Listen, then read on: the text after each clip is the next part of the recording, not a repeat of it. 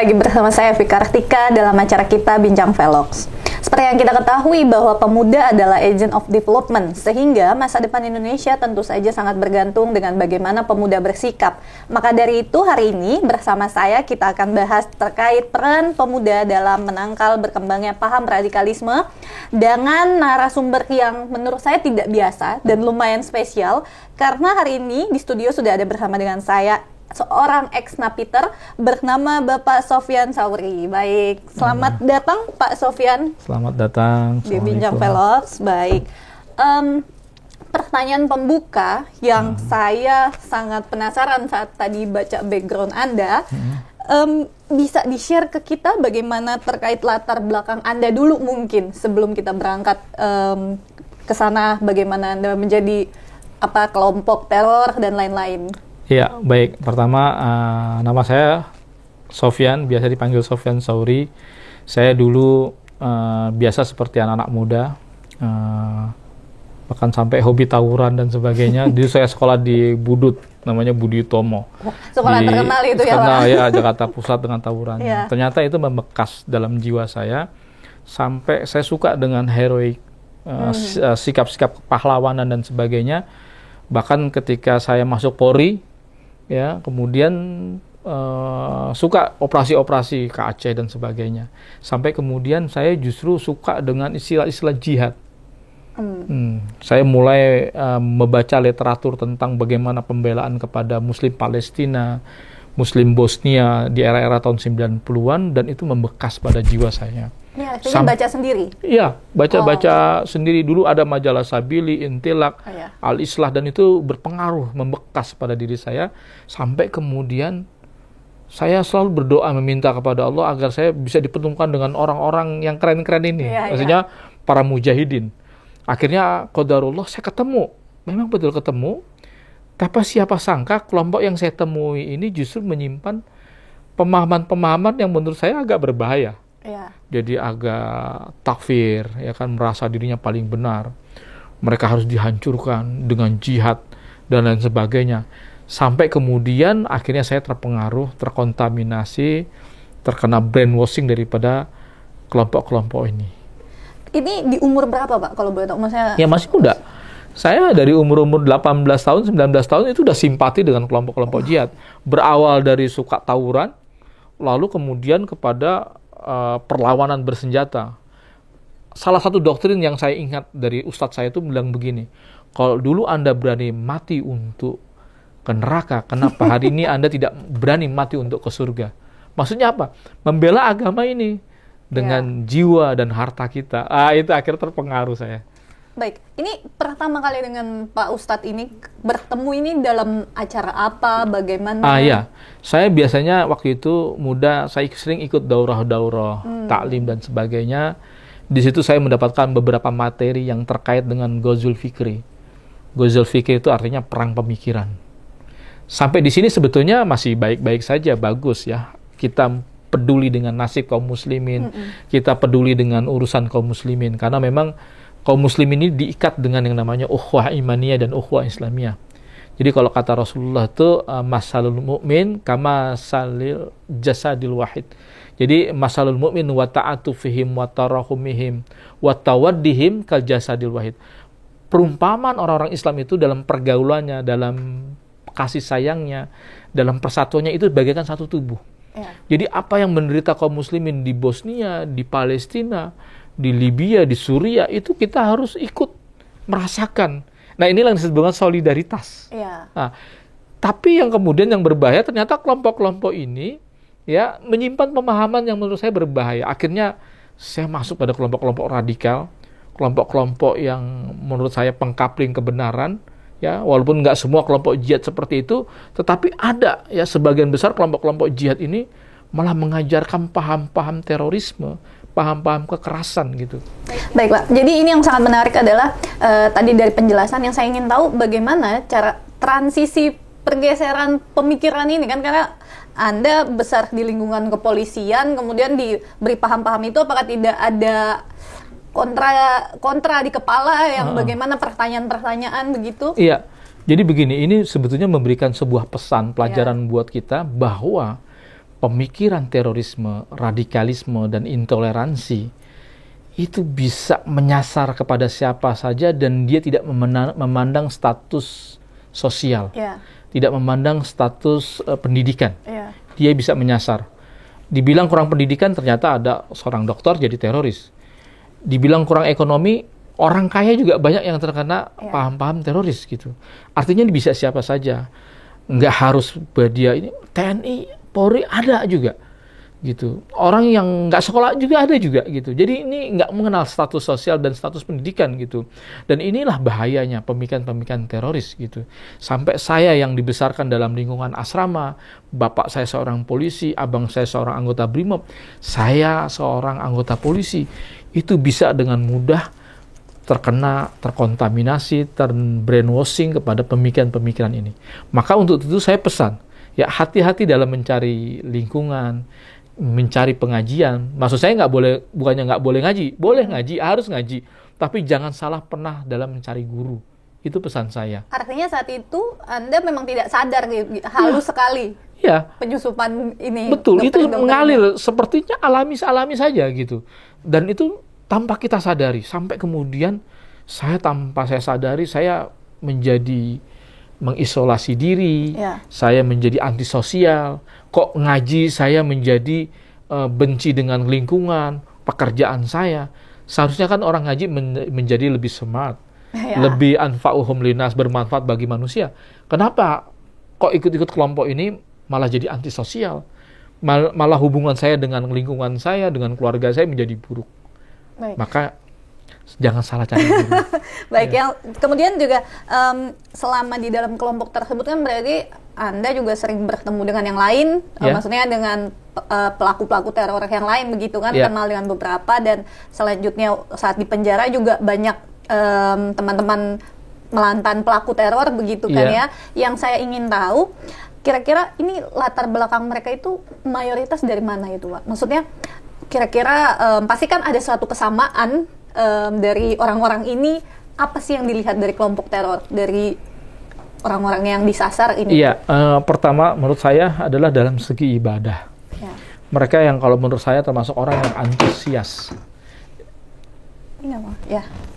Orang yang antusias di dalam mempelajari tema-tema keislaman. Mereka terlihat dalam segi ibadah juga lebih tekun dan tertib gitu kan, bacaan Quran mereka dan sebagainya. Tetapi siapa sangka di balik kesalehan, di balik pemahamannya ternyata mengandung pemahaman yang menurut saya berbahaya, karena dia menjadi anti lingkungan, dia anti kepada uruf, adat istiadat lingkungan dan sebagainya.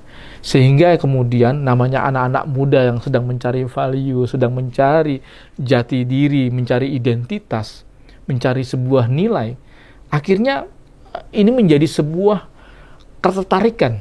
Karena adanya hubut tamayus, ingin tampil beda. Itu anak-anak muda itu seperti itu. Akhirnya ini menjadi daya tarik, magnet tersendiri. Dan itu bisa kita dapati misalnya di lingkungan sekolah. Ini memberikan perbedaan, kayaknya ngajinya beda deh dengan di kampung saya. Kayak ini ada rasa ingin tahu biasa anak muda. Akhirnya malah ikut. Karena merasa lebih keren. Kayaknya lebih keren gitu. Padahal nggak setiap yang kayaknya lebih keren, kelihatannya yang seperti rajin ibadah itu baik.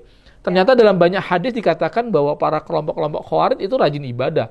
Ya kan, yaqra'unal Qur'an, ya kan, mereka membaca Al-Qur'an, tetapi Al-Qur'an itu tidak hanya lewat dari tenggorokannya saja.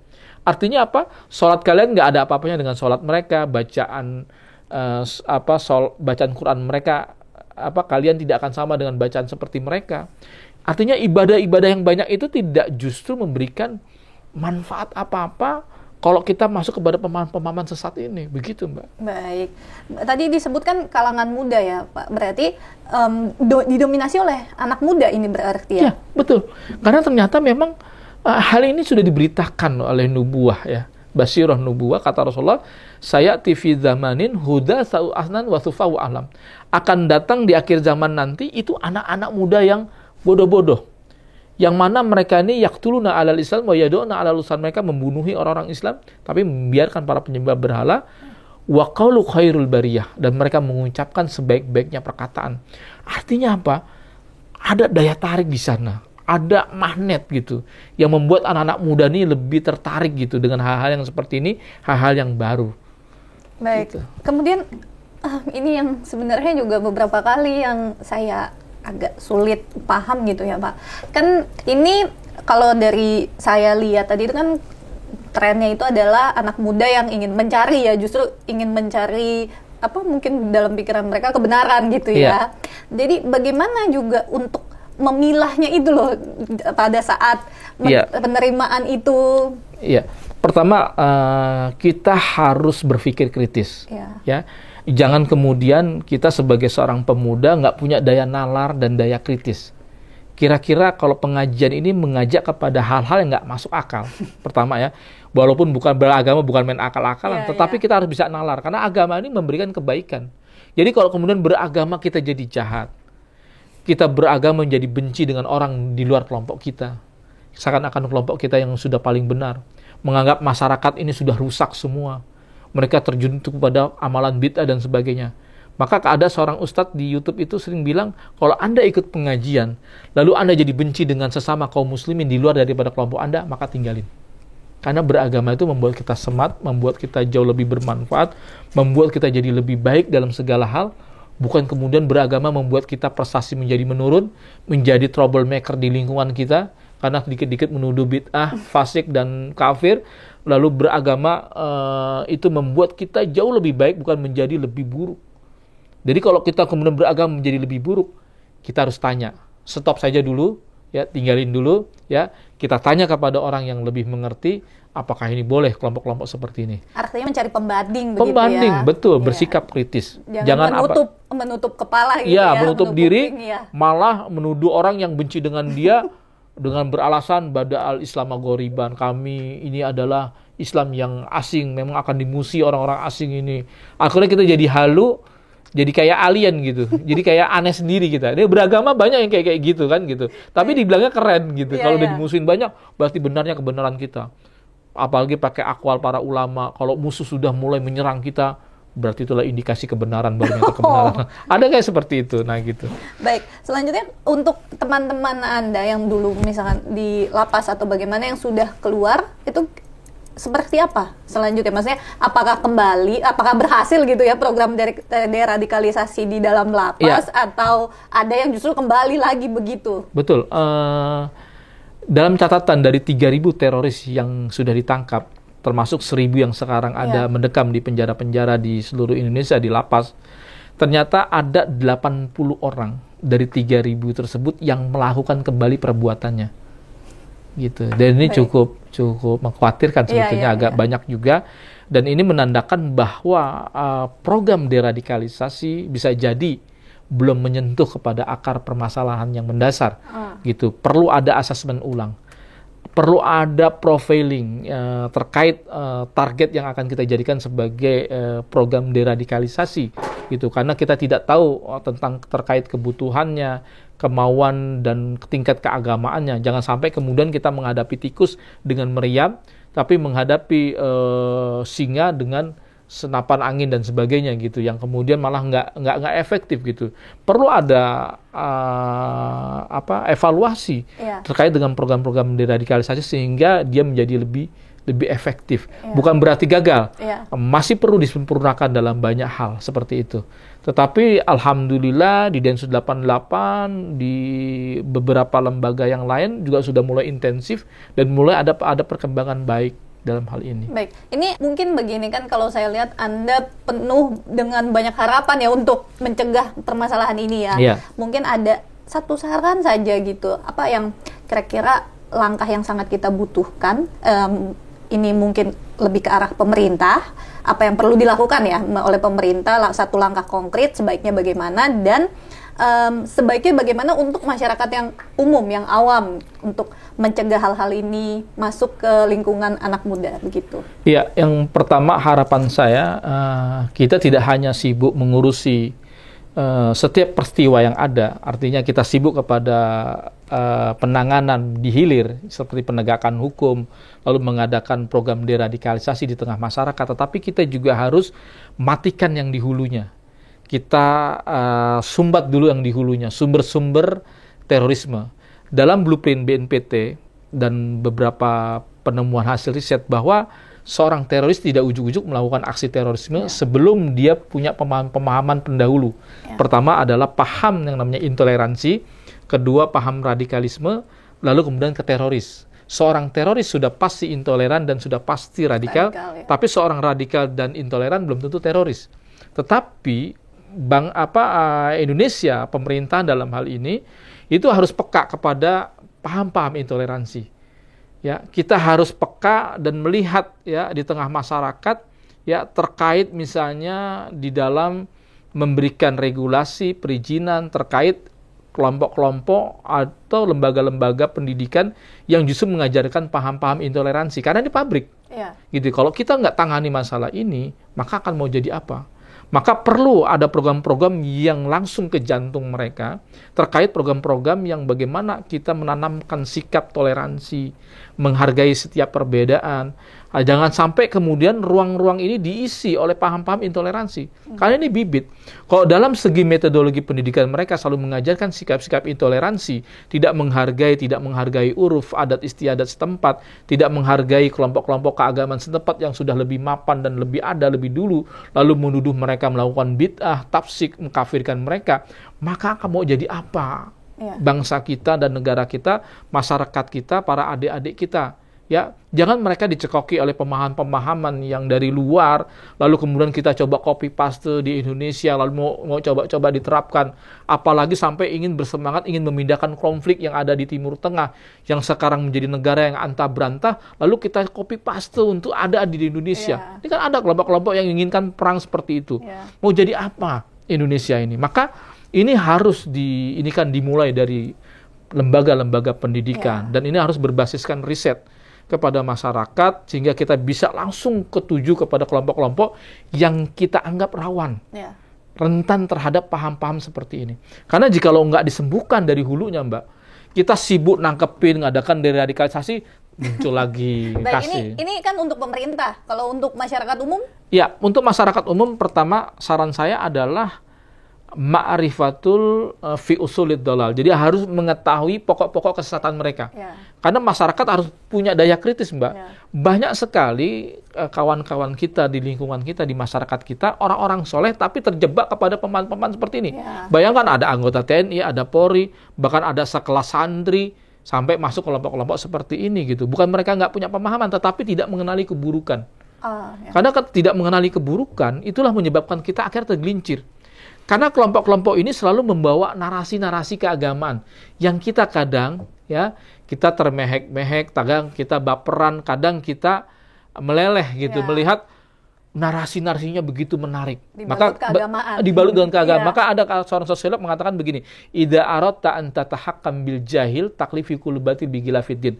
Kalau Anda ingin menguasai orang-orang bodoh, maka bungkuslah setiap kebatilan itu dengan agama. Kenapa? Karena agama ini inspirasi. Agama ini memberikan motivasi. Agama ini merupakan magnet yang dahsyat. Ya, ketika kita mendapatkan salah mencari guru, bayangkan dia membungkus kebusukannya dengan narasi dan masyarakat tidak sampai hati menolak apa yang disampaikan. Kalau itu yang disampaikan itu ayat-ayat Al-Quran. Dan sedangkan mereka sedang membajak agama ini. Ya, mereka sedang merampok agama ini untuk apa? Untuk tujuan-tujuan hawa nafsu mereka, tujuan-tujuan politik mereka. Nah, kalau kita nggak mengetahui keburukan ini, banyak orang-orang baik, orang-orang ikhlas, orang-orang soleh. Kita lihat, Mbak, ada 2.500 orang-orang Indonesia yang berangkat ke Suriah. Dan sekarang ada 1.200, 800 yang lainnya meninggal dunia, ada di penjara-penjara. 1.200 sekarang masih tinggal di 4 lokasi pengungsian di tempat orang Kurdi, di Turki, di Syria, dan di Irak. Mereka sampai sekarang luntang-luntung nggak jelas. Kasian mereka. Jadi, orang-orang yang ikhlas. Secara singkat adalah untuk pemerintah adalah selesaikan dulu hulunya, baru kita ke hilir. Untuk masyarakat umum adalah kenali keburukan, begitu ya, Pak? Betul. Baik, baik, Pak Sufyan, terima kasih untuk waktunya dan ilmu baru yang dibagikan. Semoga bermanfaat untuk saya dan seluruh yang menonton ya. Amin. Insyaallah. Terima kasih. Baik, terima kasih, Pak. Iya, sama-sama. Baik, sekian bahasan kita terkait terorisme dan pemuda Indonesia. Semoga kita sama-sama terhindar dari hal-hal yang berpengaruh dengan radikalisme. Saya Evi Kartika, sampai jumpa dalam Bincang Velog selanjutnya.